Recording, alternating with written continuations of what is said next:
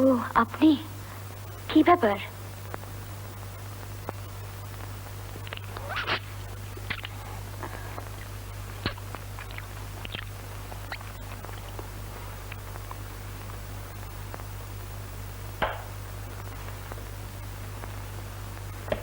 হঠাৎ এত রাত্রিরে? বলছি বলছি এত তারা কিসের?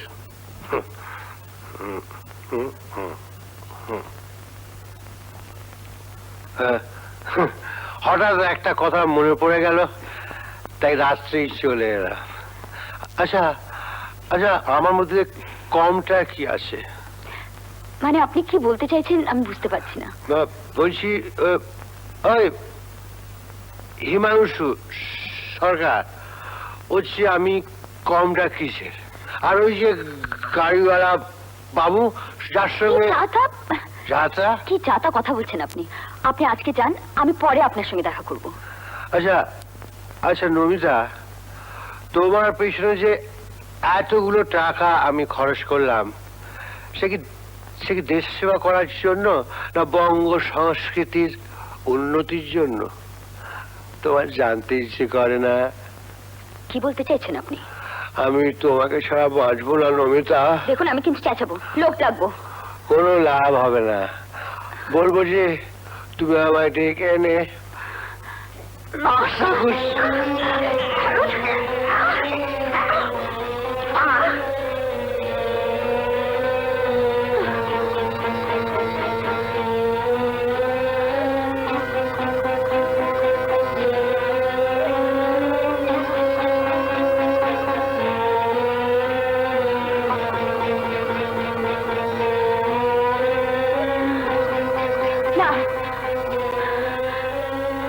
আপনি ওকে ছুবেন না। এটাই তো আমার রূপের তাস।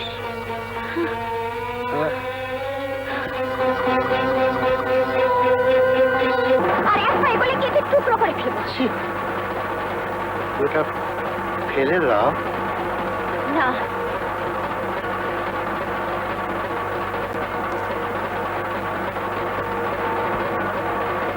আরে গোবিন্দ, ফেলে দাও ওটা।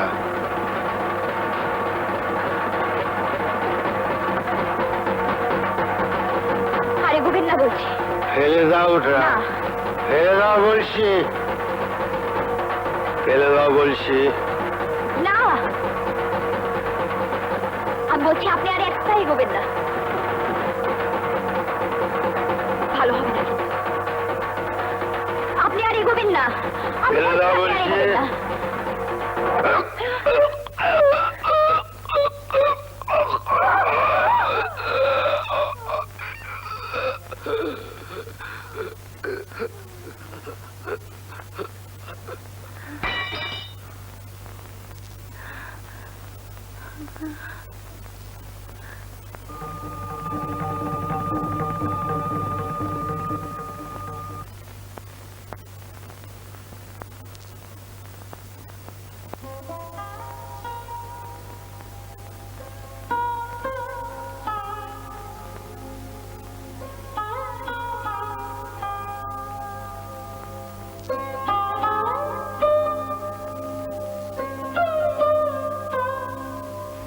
তুমি কি করেছো নমিতা?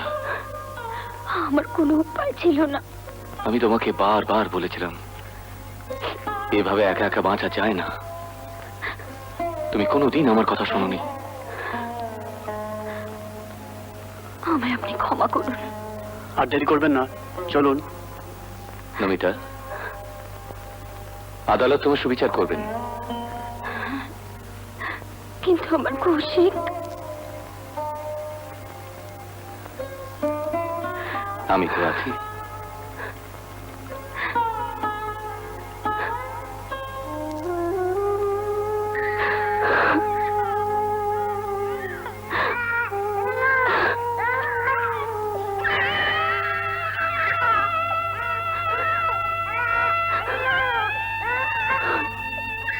ওরা তোমার জন্য অপেক্ষা করছে।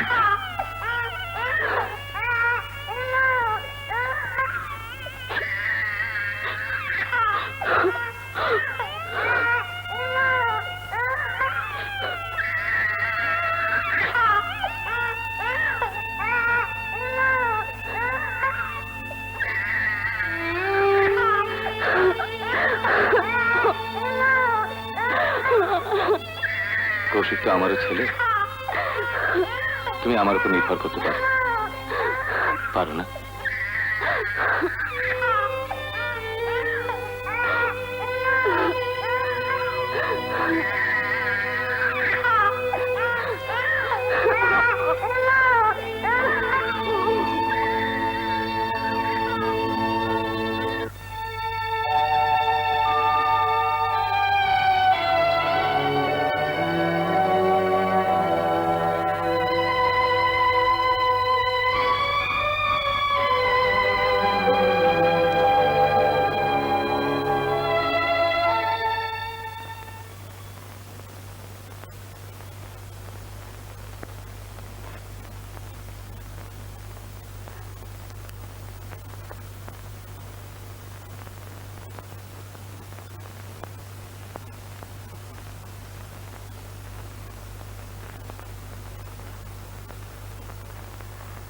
কেন নিজেকে এভাবে কষ্ট দিচ্ছ বলো তো?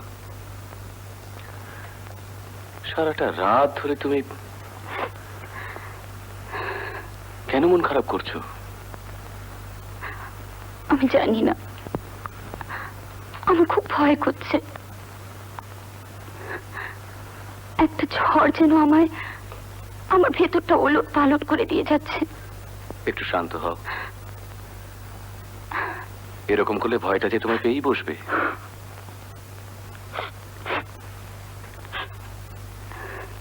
দিব্যেন্দু, বাবা আপনি? সারা বাড়ি তোমাকে খুঁজে না পেয়ে আমার মনের যে কি অবস্থা। আপনি শুধু শুধু ব্যস্ত হচ্ছেন বাবা। আমি যে তোমার বাবা, সন্তান যে কি জিনিস তা তুমি বুঝবে না বাবা। তোর মা যখন মারা গেলেন তখন তুমি এতটুকুন, আমি আমি তোমাকে কোলে পিঠে করে মানুষ করেছি বাবা। আমি বুঝতে পারছি তোমার মনের অবস্থাটা, কিন্তু তাই বলে তো থেমে থাকলে চলবে না বাবা, এগিয়ে যেতে হবে। তুমি তুমি কলকাতা ফিরে যাও, হ্যাঁ? বেশ মন দিয়ে পড়াশোনা করো। আমায় ক্ষমা করবেন বাবা, কলেজে যাওয়া আমার পক্ষে সম্ভব নয়, কারণ নিবেদিতা আমার সঙ্গে পড়ে।